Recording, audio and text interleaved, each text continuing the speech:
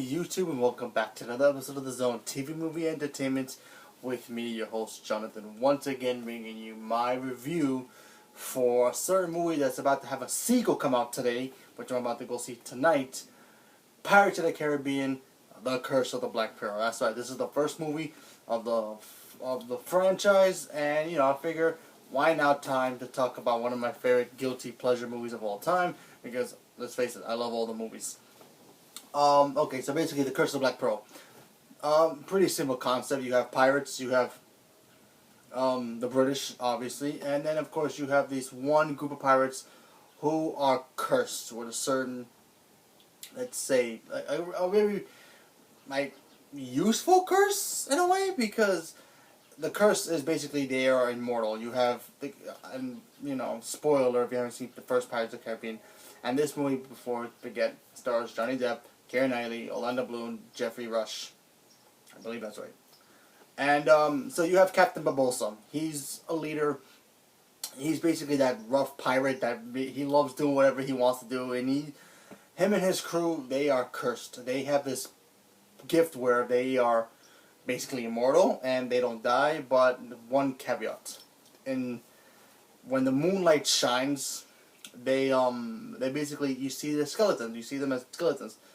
They basically are dead in a way, and you know how the dead cannot die. Basically, they're zombie pirates. If you want to go with that. Now, when we get to Jack Sparrow's character, he's kind of a goofball, but also a genius, because this guy, he pretends like he doesn't know what he's doing when he's trying to rule the seven seas, and he wants to be that pirate that is infamous. Everybody knows who he is. He's always going around calling himself Captain Sparrow, even though when he's not even a captain of a ship. There are moments in this movie where he's just trying to find a crew to try to get back to Pearl, because he had the Pearl at one point, then he got tricked by Barbossa and he lost the Pearl.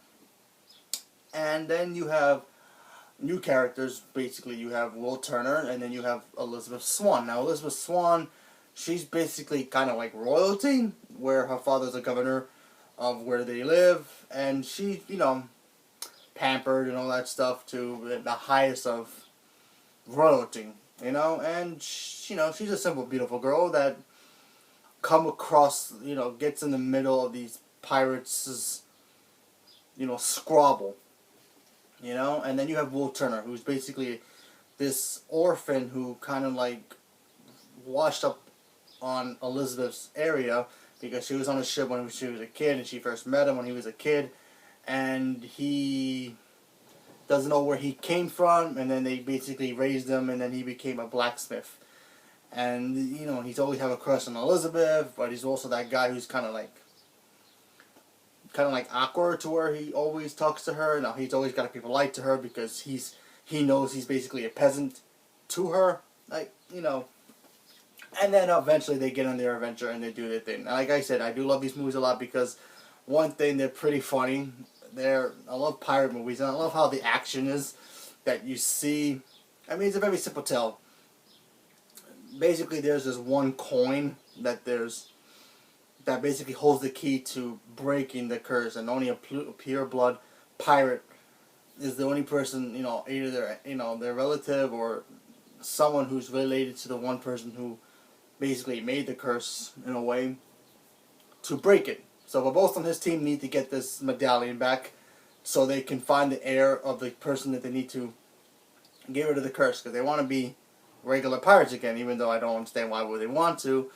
But you know what, whatever. But still, like I said, I enjoyed the first one a lot, because Johnny Depp in this role, he's hilarious. He does the goofy stuff. And, back in those days, a lot of people liked that part. Obviously now, what Johnny Depp's doing in movies, kind of get a little tiresome, because, he's basically doing the same thing he always does, but playing more goofier roles. Personally, to me, yes, he does, but for me, Pirates, I can always let it slide, because he just embraces this character very well, and, he actually commits to this role a lot, so I enjoy that a lot. I really like the Keira Knightley in this movie, because she was pretty a badass. You first see her, you're like, she's probably gonna be like one of those girls, oh, help me, but then eventually down the road, down the movie, she does become that person who's like, you know what, I can handle this myself. I can. She in the movie, she literally goes into the ship that tells Barbossa, like, listen, this is my coin. I'm the one you need. Do what you need to do, and she basically stands up to the other pirates. Because literally the coin that she had belonged to Will.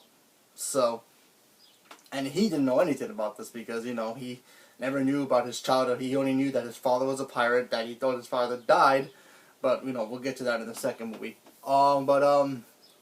Yeah, like I said, I liked it, and Jeffrey Rush, I believe it is. I probably butchered his name.